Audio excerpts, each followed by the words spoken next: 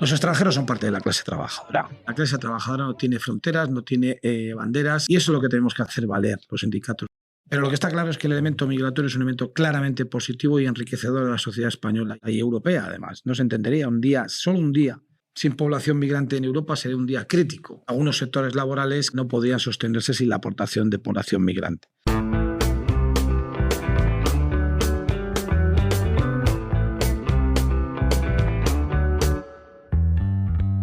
Hola, bienvenidas y bienvenidos a Collective Voices, el podcast de la Confederación Sindical Internacional. Soy Estefanía Kerler y seré hoy vuestra anfitriona en este primer episodio en español, en el que analizaremos uno de los temas más relevantes del momento, el reciente proceso de regularización de migrantes en España. Muchos se preguntarán qué implica esta medida, a quién beneficia y qué retos va a plantear. Por eso, en el episodio de hoy responderemos a estas preguntas y muchas otras de la mano de nuestro invitado, José Antonio Moreno Díaz, abogado, responsable técnico confederal de Migraciones y Antifascismo en Comisiones Obreras y consejero del Comité Económico y Social de la Unión Europea. Bienvenido a Collective Voices, José Antonio. Muchas gracias, Estefanía. A día de hoy, alrededor del 14% de las personas empleadas en España son trabajadores de origen migrante. Y en los últimos años, estos trabajadores han representado una parte fundamental del crecimiento del empleo. Según la Organización para la Cooperación y el Desarrollo Económicos, la inmigración ha sido uno de los principales motores del mercado laboral español. Las personas migrantes forman parte de la sociedad española y forman parte del mercado laboral español. Recogen los alimentos que llegan a nuestros supermercados, trabajan en construcción, en la hostelería, cuidan a nuestros hijos y a nuestros mayores. Y sin embargo, durante años, cientos de miles de migrantes han vivido y trabajado en situaciones de gran precariedad, expuestos a abusos y a un miedo constante. No obstante, algo importante acaba de cambiar. En enero de este año, el Gobierno de España ha puesto en marcha un proceso extraordinario de regularización que podría transformar la vida de cientos de miles de personas. Pero antes de adentrarnos en todo lo que conllevan estas leyes y políticas, me gustaría empezar por la vida real. Para muchas personas, trabajar como migrante sin papeles puede sonar como algo abstracto. No somos conscientes de lo que podría implicar. ¿Y qué es lo que conlleva vivir en una situación irregular? Así que, José Antonio, ¿podrías empezar contándonos un poco qué significa realmente ir a trabajar cada día para un migrante en esta situación de irregularidad? ¿Qué tipo de abusos o situaciones veis más a menudo en los sindicatos? Bueno, la vida de una persona extranjera en situación administrativa irregular es una vida inquieta, es una vida incluso peligrosa. Está sometido a muchas tensiones, quizá la más dramática, la más dura está expuesto a que la policía le pueda parar en la calle y abrirle un expediente de expulsión, lo que se llama un retorno por estancia irregular en territorio español o territorio de la Unión. Y eso en ánimo descendente, evidentemente su trabajo va a ser un trabajo en situación de clandestinidad, va a ser un trabajo en términos de economía sumergida, de mercado negro, y lógicamente ese trabajo va a ser un trabajo precario, vulnerable, peor pagado y mal considerado socialmente. No tiene capacidad de elección, no tiene sus derechos laborales garantizados, ni tiene un estatuto jurídico digno. Por lo tanto, ese es el escenario. La irregularidad es un problema para todo el mundo, es un problema para la clase trabajadora porque empeoran las condiciones del mercado de trabajo. Es un problema para la propia administración porque evita cotizaciones y tributaciones. Pero sobre todo es un problema para la persona afectada por la situación de irregularidad, que es explotada, es discriminada y es perseguida. El único beneficiado aquí es el empresario ilegal. Digo esto de ilegal porque es muy llamativo que siempre se habla de trabajadores irregulares o incluso las personas malnacidas que articulan discursos xenófobos hablan de personas ilegales. Pero siempre se nos olvida que detrás de un trabajador irregular hay una empresa irregular o un empresario irregular, ¿no? O un empresario ilegal. Por lo tanto, es importante desde el punto de vista sindical recordar que detrás de un empleo ilegal hay una empresa ilegal. Y por lo tanto, esta regularización no es solo una cuestión administrativa, porque mucha gente se para a pensar simplemente en esto, sino que, como acabas de decir, marca la vida de las personas, su día a día. En mi caso, yo soy hija de migrantes que llegaron a España en el año 2005 y viví de cerca lo que significa empezar de cero en otro país. Y no obstante, mis padres tuvieron suerte porque en el año 2005, cuando llegaron, acababan de aprobarse unos mecanismos de inmigración de los que quiero que nos hables un poquito, pero lo que quiero decir es que les ayudaron estos mecanismos mucho a poder integrarse plenamente en la sociedad española, a yo criarme ahí, a ellos tener unos derechos y poder también participar plenamente de los beneficios y las responsabilidades de ser parte del país. E incluso a día de hoy siguen viviendo en España y yo misma me considero española y sin esos mecanismos esto no hubiera podido ser posible. Sin embargo, a pesar de la existencia de estos mecanismos, sabemos también que muchas personas quedaron atrapadas un poco en el limbo de la irregularidad. Así que antes de hablar de el proceso extraordinario que se ha aprobado este año, ¿podrías contarnos un poco sobre esos mecanismos que se aprobaron en el 2004 y qué es lo que implicaban, pero también qué limitaciones tenían?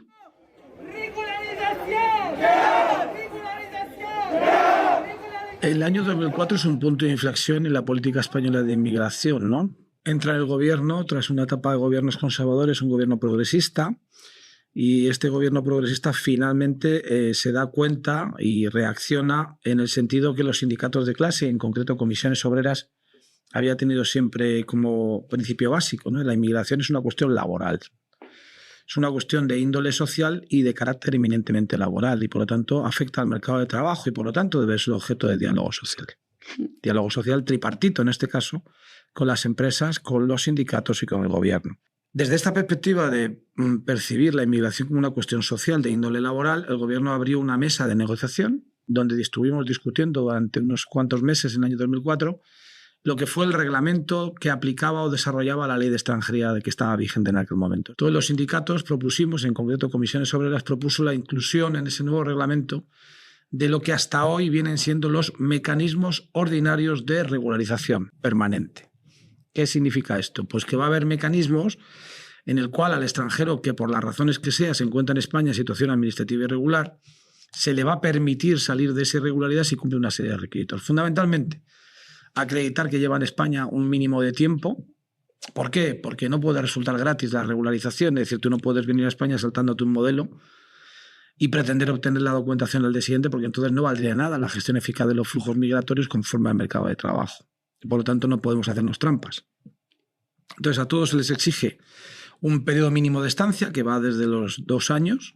Además, una serie de requisitos. O bien contar con vínculos familiares en territorio español, o bien contar con un trabajo, una oferta de empleo en territorio español, o bien estar formándose para una de las ocupaciones que el mercado de trabajo español considera con escasez de mano de obra, o luego los llamados permisos excepcionales, haber sido víctima de explotación, haber sido víctima de violencia de género, haber sido víctima de trata, haber sido víctima de tráfico. En esos supuestos el modelo español facilita la salida. ¿Para qué? Para evitar la cronicidad en el tiempo de situaciones de irregularidad que generan exclusión, que generan explotación y que generan discriminación. Por lo tanto, desde el año 2004 esos mecanismos vienen funcionando. Sin embargo, como has dicho, hay que cumplir unos requisitos y no todo el mundo los cumplía y por eso también mucha gente quedó fuera un poco del sistema, ¿no es así? Si he entendido correctamente. Entonces, mi pregunta es, ¿qué cambia ahora con esta nueva regularización? ¿Qué es lo que este nuevo mecanismo extraordinario va a aportar? ¿Cómo va a complementar los mecanismos ya existentes? Comentabas al principio, muy bien observado, Estefanía, que el modelo de inmigración español es un modelo de éxito. ¿Por qué? Porque está facilitando, está colaborando en unos índices de crecimiento económico exponenciales, no solo en la Unión Europea, sino en la OCDE. España está creciendo en términos económicos, macroeconómicos, de una manera exponencial, pero al mismo tiempo está creciendo el empleo, está descendiendo el desempleo, está aumentando la población que vive en España. Por lo tanto, tenemos una serie de factores muy positivos que van de la mano del fenómeno migratorio. Durante estos años, España ha sido una atracción, un polo de atracción para mano de obra extranjera, y no todas las personas que han venido a España han cumplido con los requisitos de entrada legal o de permanencia legal en España. Por lo tanto, sí es verdad que existía una bolsa de irregularidad que no era fácilmente gestionable con los mecanismos ordinarios. Por lo tanto, en un momento determinado el gobierno progresista configurado por fuerzas políticas de izquierda, decidió optar por un mecanismo de regularización extraordinario que es el que ha empezado a funcionar a partir del día 16 de abril. Estamos prácticamente en la primera semana de aplicación y con el que se espera poder regularizar en una horquilla de entre unas 500.000 a 800.000 personas extranjeras en situación administrativa irregular que ya estaban en España. Por lo tanto, es importante este dato, es decir, no van a venir más, no es ese maldito concepto de la derecha xenófoba del efecto llamada, porque son personas que ya están en España, posiblemente muchas de ellas ya estén trabajando y estén con sus familias, y se prevé un proceso de regularización incluso en cadena para no solo trabajadores y trabajadoras, sino también para sus familiares, hijos e hijas menores de edad, hijos discapacitados, mayores, o incluso para los ascendientes de las personas que se regularicen. Por lo tanto, se está promoviendo un modelo de regularización extraordinario muy extenso y esperemos que muy efectivo. Estamos hablando de un cambio realmente importante porque el sistema comienza un poco a adaptarse a la realidad en lugar de ignorarla, ¿no? Y lo que tú dices, estas personas ya estaban allí, ya estaban trabajando, les faltaba simplemente reconocerles los derechos que tienen. Pero este cambio no ha ocurrido de manera automática, ¿verdad? Sabemos que detrás hay años de trabajo sindical y de organización colectiva.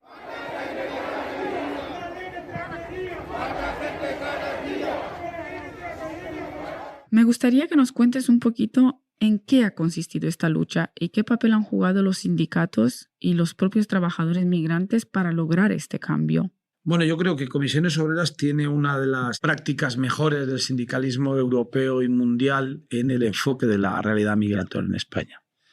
Fíjate, Estefanía, que la primera ley de inmigración de España es del año 1985. España no tenía en aquel momento ni inmigrantes ni extranjeros, éramos un país de emigración, los españoles seguíamos saliendo. España ha sido históricamente un país de migración, también un país de refugiados. Los españoles tuvimos que huir de la dictadura franquista después de la Guerra de España a partir del año 39 y hasta el año 78 que se aprueba la Constitución, y España vivió bajo una dictadura. Y los españoles salíamos por motivos laborales o por motivos de refugio político por las mismas razones que los extranjeros llegan a nuestro país a día de hoy. Por lo tanto, no éramos un país que tuviese un marco regulador de la extranjería. En el año 85 se aprueba la primera ley, no porque hubiese extranjeros, sino porque se exige para la entrada de España a la Unión Europea, enero del 86, que contemos con un marco regulador de la inmigración. Se aprueba la ley. Pues bien, en el año 89, Comisiones Obreras diseña una estrategia sindical para un nuevo escenario sindical. Y esa estrategia sindical es valorar que la clase trabajadora en España ya no va a ser homogénea, va a haber trabajadores y trabajadoras españoles, pero va a haber también trabajadores extranjeros. En aquel momento no lo sabía, pero los va a haber. Los va a haber porque vemos que en la Unión Europea hay una parte importante de la clase trabajadora que está configurada por población migrante. Y en esta estrategia sindical para un nuevo escenario sindical diseña y desarrolla una herramienta sindical específica, que son los Centros de Información al Trabajador Extranjero, la red CITE. Esta red CITE es una herramienta sindical para atender a ese nuevo trabajador o trabajadora extranjero en las necesidades que requiere específicas para conservar su estatuto. Esto es, obtener los permisos de residencia, obtener los permisos de trabajo, mantenerlos, tramitar las reagrupaciones familiares y en aquellos casos ya más avanzados, incluso tramitar la nacionalidad española. Esa herramienta sindical CITE, que está en vigor hasta el día de hoy, desde el año 89, nos ha dado una legitimidad social y sindical a Comisiones Obreras que no tiene ningún otro sindicato, ni en España, ni en Europa, yo me atrevería a decir que ni siquiera en el mundo. Somos un agente de primer orden en el conocimiento de la realidad migratoria y en la capacidad de análisis de la realidad migratoria, precisamente porque tenemos un montón de sensores que abordan la cuestión migratoria diariamente en los locales de Comisiones Obreras. Es admirable todo el trabajo que hay detrás de todo lo que hacen los sindicatos y cómo gracias a ese trabajo y a esa organización colectiva cambiamos la vida de miles de personas y su día a día. Y justo eso también quiero volver a lo que está pasando ahora mismo, a lo que va a conllevar la regularización. ¿Qué es lo que va a cambiar en el día a día de esos migrantes que ahora podrán acceder a esa situación de regularidad? ¿Qué puertas se les va a abrir que antes tenían cerradas? Hombre, de momento van a obtener un estatuto jurídico de legalidad. Es decir, van a poder operar en el tráfico jurídico, mercantil, laboral con total seguridad, puesto que van a estar equiparados en derechos al resto de trabajadores del mercado de trabajo español. Por lo tanto, el primer elemento es un elemento de equiparación en derechos, de alcance de los derechos, de conseguir derechos. Ese sería quizá el primer titular. Y a partir de ahí, una adecuada inserción en el mercado de trabajo, porque ya tendrán que tener trabajos dignos que respeten la negociación colectiva, que respeten los convenios colectivos, que respeten las condiciones laborales en cuanto a jornada, condiciones de seguridad e higiene, en cuanto a horarios, en cuanto a salarios. Y, desde luego, empezar un itinerario de integración social conjuntamente con la sociedad española en su conjunto.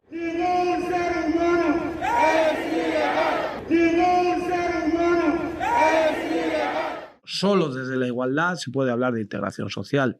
Eso en Comisiones Obreras lo tenemos muy claro y, por lo tanto, es por ello que hemos hecho un esfuerzo importante orgánico en Comisiones Obreras para poder estar a la altura. Hemos diseñado una campaña específica. La regularización comenzó el jueves 16, pero la tramitación física, presentación de expedientes ha comenzado el lunes 20. Pues Comisiones Obreras ha puesto un equipo de más de 200 asesores en todo el país gratuitamente para todas las personas extranjeras que deseen tramitar la regularización a través de Comisiones Obreras. Hemos hecho un esfuerzo sindical y social de responsabilidad, de realismo, para poder facilitar que esta regularización tenga una eficacia lo más amplia posible y sea lo más beneficiosa para la clase trabajadora en su conjunto. Es impresionante todo lo que me cuentas y el trabajo que estáis haciendo y cómo esta regularización acabará cambiando cosas básicas en la vida de una persona. Lo que me decías antes, la dignidad, la seguridad, la tranquilidad de poder ir a trabajar con unos derechos. Al mismo tiempo, mencionabas antes, con gran razón, que lo que estamos viendo en el mundo, como has dicho, en Europa, en España, que vienen muchos discursos, especialmente de la extrema derecha, que critican esta regularización. Y bueno, el tema de la migración yo creo que se ha convertido en uno de los temas más polarizados en el debate político. He oído discursos que llegan a presentar esta regularización como algo peligroso, injusto, e incluso afirmar que lo que provocará será aumentar la migración irregular. ¿Cómo responden los sindicatos ante estos argumentos y por qué en realidad esta regularización es algo bueno y una buena noticia para todos los trabajadores, no solo para los migrantes? Bueno, el sindicalismo de clase y especialmente el sindicalismo de Comisiones Obreras en España, estamos en una fase de confrontación con los discursos de extrema derecha, con los discursos de la ultraderecha. La ultraderecha, desde prácticamente el final de la Segunda Guerra Mundial, ha galopado a lomos del discurso discriminatorio, el discurso xenófobo y el discurso racista. No es nada nuevo, ¿no? Lo nuevo es que ahora se ha radicalizado. Yo no estoy de acuerdo que estemos polarizados. No, hay un sector de la política que lamentablemente responde a un sector también de la sociedad que se ha radicalizado en sus posiciones discriminatorias y xenófobas, y hay otro sector que estamos respondiendo de una manera civilizada, constructiva y democrática a ese discurso de crispación. Pero no hay polarización, lo que hay es una radicalización de las posiciones de extrema derecha que en un contexto político cambiante, tecnológicamente muy diferente y socialmente confuso, pues aprovecha estos tres elementos de desequilibrio para, en un contexto de miedo generalizado, temor o de incluso falta de expectativas, tratar de buscar culpables socialmente en colectivos que además tienen menos posibilidades de defensa por sus propias condiciones, ¿no? Y ese es el análisis que hace la extrema derecha. Yo voy a atacar a la inmigración, primero porque es muy visible en nuestras calles, en nuestras ciudades, sobre todo aquella inmigración que es étnicamente diferenciada, y además no puede articular discursos de autodefensa porque no vota. Y por lo tanto es un electorado que no va a votar, o no es ni siquiera electorado. Y por lo tanto a mí me permite unos discursos impunes desde el punto de vista de la respuesta política. Frente a eso hay que romper ese discurso de odio, pero además es un discurso de odio, no solo de odio, sino que es un discurso mentiroso, ¿no? Insisto en los datos anteriores, informes de organizaciones tan poco sospechosas como puede ser el Banco de España, dice que en los últimos 5 años un 0,7% del incremento de la renta per cápita en España se debe al incremento de riqueza que genera la aportación de la inmigración.